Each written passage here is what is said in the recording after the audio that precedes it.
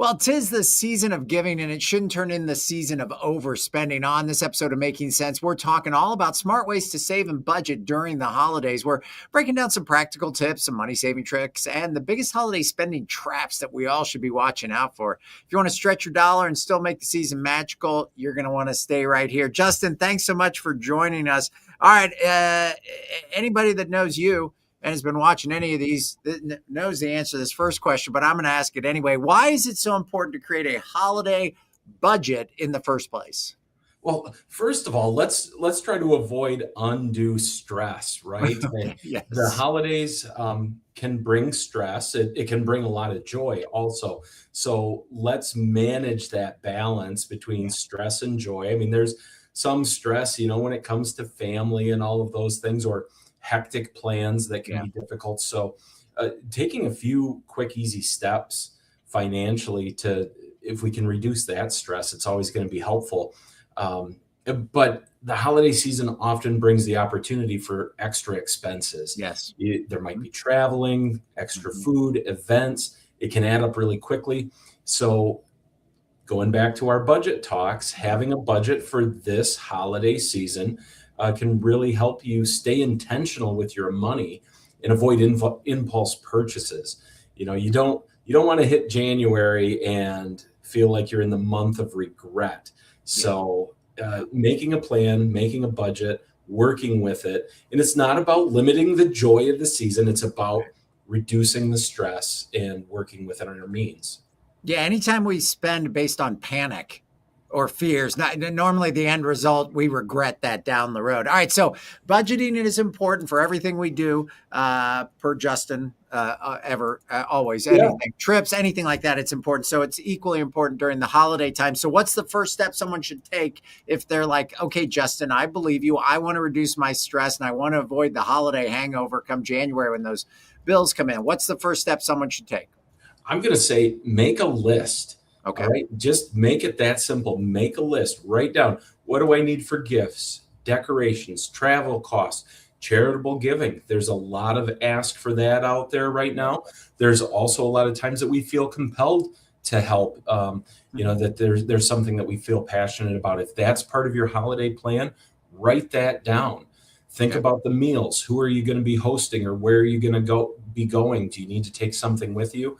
And then any other seasonal activities. I mean, there's so many opportunities for great things to do with your loved ones or the family. Some of them come with costs. So write it down, get a complete picture, and then start working on assigning a spending limit to each of those categories based on what you can realistically afford, not what you think you should spend. Right. Work within that budget. And just like making a budget, this is a mini budget. It's for a particular time of year. It should hopefully, if we get good at making our larger budget, we can incorporate this. But start with a list, get the ideas down of what the costs are going to be, what you want to accomplish, and then make sure it fits into your financial means. I love the notion of making a list, because sometimes when we're anxious or nervous or panicky about something, just getting it out there and having a plan can help. It doesn't suddenly give you $1 bajillion. It doesn't make you, but at least you've addressed that thought in the back of your head. So I love that. All right. So how can we avoid, if we've made our list and we've checked it twice and we've decided, okay, these things need to be done and these things we want to do, when it comes to our gifts, how can we avoid overspending on them? Well, always reference your list, keep it on hand, set a limit in those categories, or set a limit per person and stick to it. There's other things that you can do. You can make a recommendation to your family, friend groups, or whatever else. Maybe you consider a gift exchange or a Secret Santa event instead of buying gifts for everyone in the group. You never know. It might be very well received. One, they're usually a ton of fun. And there may be other people in the group that, are feeling the pinch also, or are trying to make their holiday dollar stretch further. And it might be a very welcomed idea. The other thing you can do is shop early. You don't have to wait till crunch time, the month of December, to do all this planning and do all of this shopping. As you extend your plan out and you know who's on your shopping list and the things that you want to accomplish come holiday season, look for deals and steals throughout the year, buy those gifts early, set them aside for the holiday season. You can also use price tracking tools. There's many of them online so that you can find where are the best deals on these items you're buying. And then finally, I'm going to say, try to avoid the last minute panic buying. Yeah.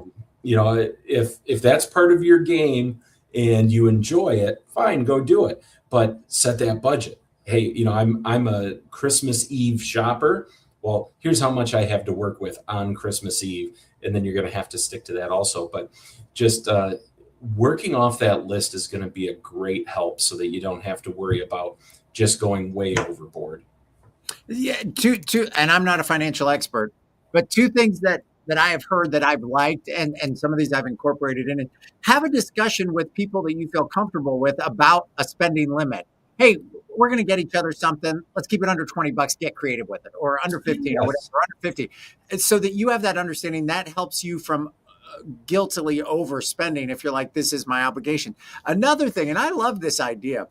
If you have a group of friends, everybody says, okay, we're going to spend $50 on gifts, but you're going to buy that gift for yourself. And then you bring it to the gathering and you explain what it is about that gift that you spent that made you want to spend. And people show up with completely random stuff, but you learn what makes that person tick, and that person, you too, walk away with something you really wanted. That's kind of kind of like that idea. All right, so what are some other alternative gift ideas that can save money? Don't forget about the do-it-yourself gifts. There's so many opportunities. If you have a talent, maybe you can make things, whether it's craft items, home goods, woodworking, or tasty treats, cookies and baked goods. I mean, these are all can be very well received, and they come from the heart too, because you're putting your own effort into it. You can also consider experience-based gifts. The trip to the movies, or maybe it's a trip to the sledding hill with the family, and you're going to provide the hot chocolate and the treats while you're there for the whole group or something. But that experience is really something, and I do believe that people, they really value personal, meaningful gifts more than something expensive. So the do-it-yourself and the experience-based gifts can go a long way and make both parties, the gift giver and the gift receiver, feel really good. And if you have a skill set, you don't want to give away your work, but if you have a skill set, if you're excellent at spreading mulch or pruning trees or planting a garden, give that as a gift certificate. It's something cool. And if somebody else had to pay for that, it would be crazy expensive, right? So if you have a skill set, think about a way that you could gift that to somebody. They would probably love it. All right, so we've saved a little bit of money on our gifts. How about meals and gatherings? If you're hosting or even attending, those can be expensive. Yeah, this is pretty obvious, but plan ahead, plan a menu, work the plan. Non-perishables, buy them ahead of time, and watch for the sales. I mean, those things that you buy them when they're on sale. If you give yourself even 30 to 60 days lead time on this stuff, you can watch the sale ads and buy a lot of those non-perishables while they're on sale and be prepared for it. And much like suggesting to your group maybe a Secret Santa gift exchange, maybe suggest a potluck style gathering where everybody brings a dish. If you're often the one always hosting, it can really cut down on the expense if you go potluck style and have everybody bring a dish to pass. Also can help with the preparation and cleanup effort that goes into it, and help share that. And it might end up resulting in having more time to spend with loved ones rather than all day in the kitchen, both prepping and cleaning up. And there are certainly people that enjoy both of those things. And some people that enjoy sneaking away to the kitchen because they don't want to be around the family anymore, right? Like, I'll do dishes, right? So that is certainly good advice. All right, so we've got this list. We've got a game plan. But when it comes time to actually spending the money, is there a way to effectively, efficiently, and easily track that while we're busy with so many other things going on? And is that important? Of course. And I do think it's important. There's budgeting apps, there's holiday shopping apps. You could use a simple spreadsheet, or even just go to your handwritten list that you've made. For me, the big thing here is whatever you're using, go back to that list, but record your purchases.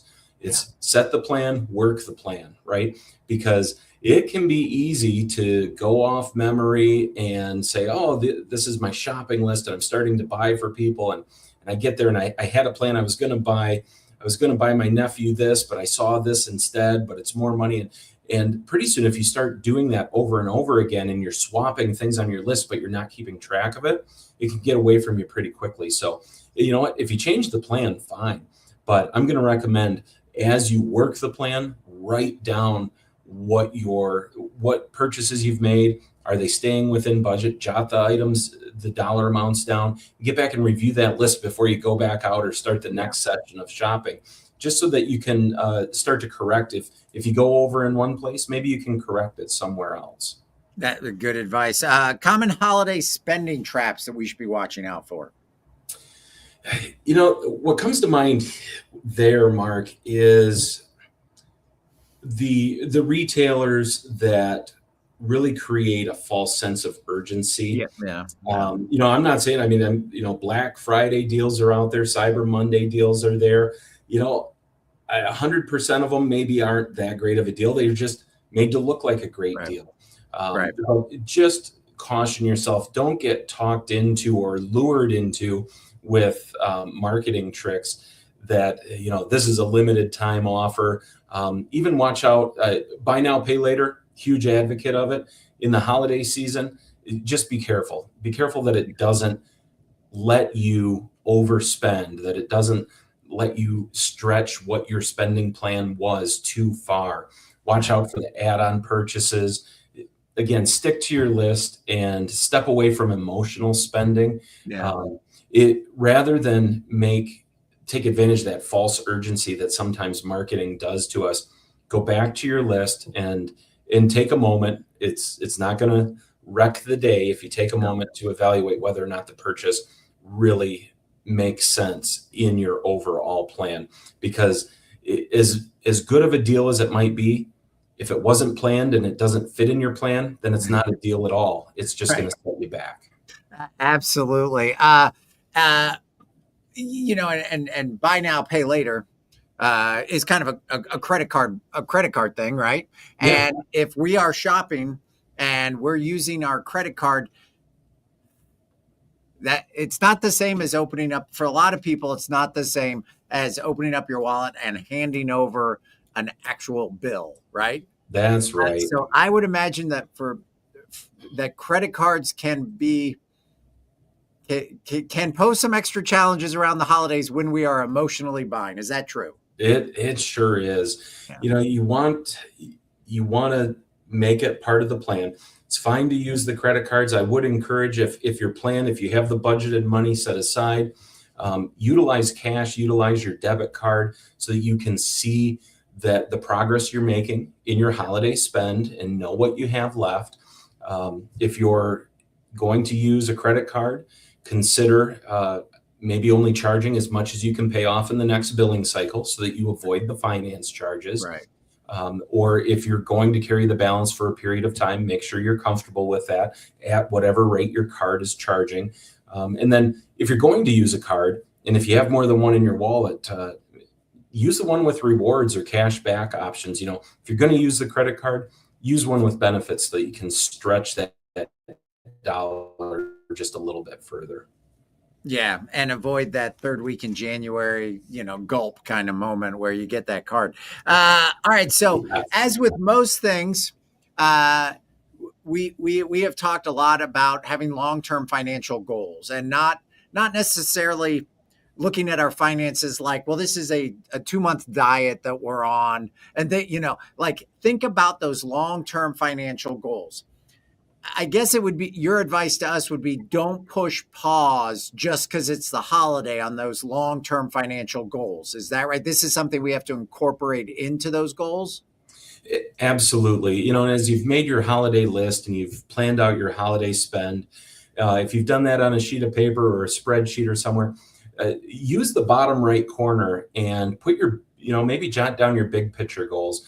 That way, if you start to exceed your planned holiday spend, have a reminder there that, hey, I have these other financial obligations that are every month. I have the mortgage payment, I have the car payment, Sure. insurance and groceries, of course, all of these things.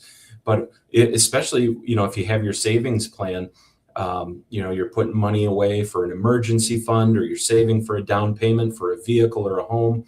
Jot those, even just draw a little picture of a house on the corner of your holiday spending sheet, just so that reminder's there that, hey, if I don't stick to this plan, it's going to set me back on the other plans.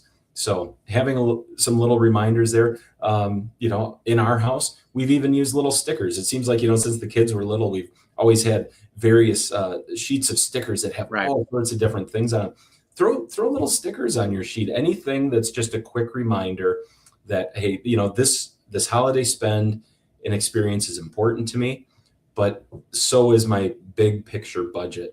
And a little sticker of a little dog and cat in the house, or whatever little emoji it is that reminds you of what you have going on the other 12 and a half months of the year, or 11 and a half months of the year. It'll just keep you focused and remind you. And I imagine, I don't know if this is true, but I'm going to say it anyway. I imagine that the people that you are buying gifts for, that love and care for you, would not want the gift you give them to derail those goals, that house, that, saving up for, a more reliable car or whatever it is. They don't want you to give them that instead. They would gladly accept a less expensive gift if it meant that you could stay on your financial track, right? So don't feel guilty about budgeting something for your long-term goal. Don't feel guilty about that, because the people that you would be giving gifts for want you to have that as well, right? That's right. Okay, good. All right. One piece of advice that you'd give to anyone trying to save money this holiday season. Give yourself permission to set boundaries when it comes to spending. You don't have to keep up with anyone else's spending habits. When you're spending your hard-earned dollar, that's yours to spend and decide how to spend. So remember that. Set boundaries. You don't have to keep up with others. Focus on a connection with people, not the consumption of goods. Yeah. Your loved ones will remember the moments, not the price tags. There's a lot more to the season than just gift giving. So make the most of it, and do it within your means. It's okay. Well, that's not just that's not just good financial advice. That's good life advice there, Justin. Set boundaries and then live with them. And that's all great advice. Well, Justin, I hope you and yours have a very happy holiday season. I hope everyone out there watching incorporates some of these things into their plan to maybe eliminate some of that stress, and also some of that financial stress that can sometimes come in January. Justin, thank you so much. Thank you, Mark. Have a good evening, everyone.